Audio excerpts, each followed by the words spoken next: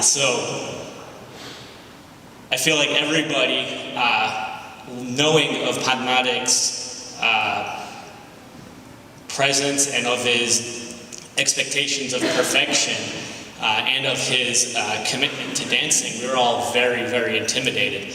I've never seen the group so committed and so determined to perform and execute until Pan Marek showed up to the first practice. And I think we were all actually a little scared whether we could live up to his expectations.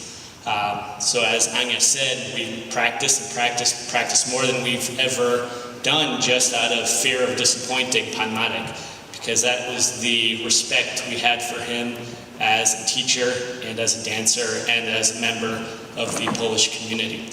I'd like to think that we met his expectations and we performed the dance at the festival, and now every time we perform this Mazur dance, we will always think of what Pan Marek has taught us and the dedication and the drive to execute perfectly that he always instilled in us when he was teaching us. So on behalf of Dance Group Wawel, we'd like to thank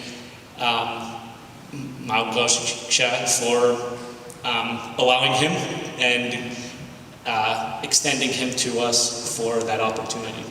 So again, on Dance Group Wawel behalf, we will forever remember Pan Marek and his commitment to us. Thank you.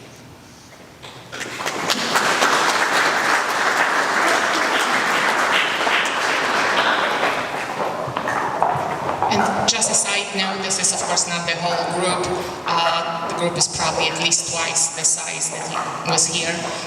And if you want to see them perform the Mazur, you can welcome and come at our next festival, which is going to be the first weekend of May. This is a little plugging for our festivals.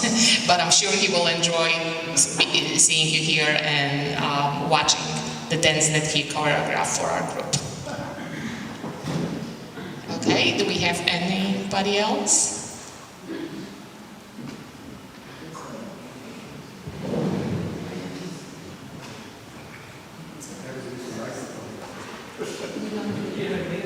Oh, thanks. Just very briefly. Well, listen, I'm under contract, you know. Thank you. I've never used one of these before. I just have a few words to say. It's going to be hard. Spoke to Mark last Tuesday, and I called him, and I knew he was not feeling great, but still he answered the phone and said, Dr. Pruski. He always called me Pruski. Dr. Pruski, how are you? Mark, I didn't call for you to ask me how am I. One of my great memories of Mark is when Cindy Jenkins said, hey, Skalinski's coming skiing. And I finally said, great, someone 4 years older than me. I finally don't have to try to keep up with Cindy and the rest of them. I have someone who's going to be slower than me, and I can have a good time on our annual ski trip to Italy. And I'll never forget getting up on the top of the lift, and Mark took off like Jean-Paul, whoever that famous French skier was, skiing like a madman with unbelievably perfect 1970s Stem Christie form. It wasn't even Stem Christie, I don't know, but he was just an incredible athlete. You know, he was 3 or 4 years older than me. I just turned 70. And the guy was phenomenal. And then even at, whatever, 7,000 feet, he'd get out on the dance floor at the après ski scene, and the place would stop. But as Steve was saying earlier, one of the amazing things about them, Margaret and Mark, is their just phenomenal hospitality.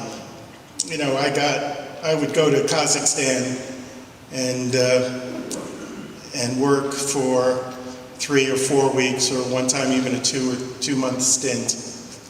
And I'd get a call from Mark, Bruce, you will come to 123 tonight. Margaret has found good beats today at Dana Village, and that meant, of course, it'd be phenomenal borscht on the table, and I was a total borscht addict in those days, and I still only do Margaret's borscht, so I'm waiting Margaret for the next batch up in Calgary. And then there was a wonderful time they invited me, a Jewish boy from the Bronx, to spend Christmas outside of Gdansk in Potek, the beautiful village where they on the Baltic Sea, and it was just magnificent time. It was snowy, and they put me up. They wouldn't let me spend a dime. We heard beautiful music. First in Krakow, where Mark and I had taken the train from Munich, or from, I forget where. But anyway, it was a beautiful time. And one of the great memories, Margaret, I had was the night in Dostik Village. That's where we stayed in Adderall. And he said, come to 123, we will give you borscht, and we will listen to the new Barbra Streisand DVD that we have. And we must have watched that DVD 3 or 4 times over, drinking wine and laughing all night. And Margaret and Barbara and Margaret and Mark saying, oh, Barbra Streisand, she's the best. She's from where you are from, not the Bronx? No, I'm sorry to say she's from Brooklyn. But I always cracked up laughing about how much they loved, things like Barbra Streisand and music. And I can't tell you how many DVDs I have of one of the last times I remember we went. I'm just recalling this, talking to you now.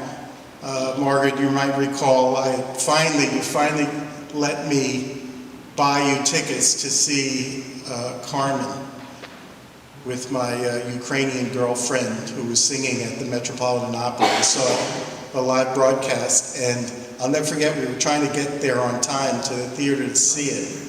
And there was one of these ASPCA, like showing cats and dogs that were lost. And Mark could not get Margaret away from, he said, geez, Bruce, we already lost the cat in Dostik Village, and now we can't get Margaret in time away from the cat, the animals. And we just had such a lovely time watching the opera and appreciating the music. And I have a whole sort of separate area where Mark and Margaret have given me DVDs and of the music we both love together and the operas. God, I'm going to miss this guy. One of the great people I've ever met. Thanks.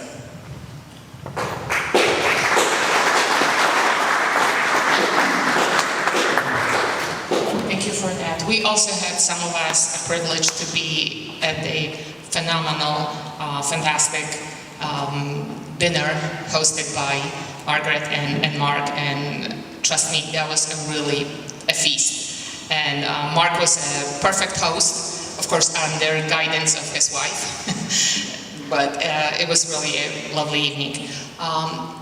Do we have anybody else that would like to say something?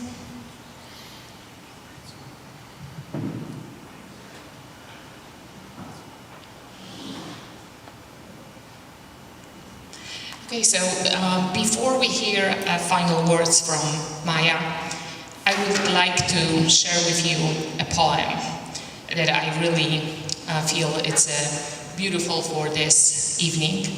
I will try not to cry, but I'm not sure if I can restrain myself.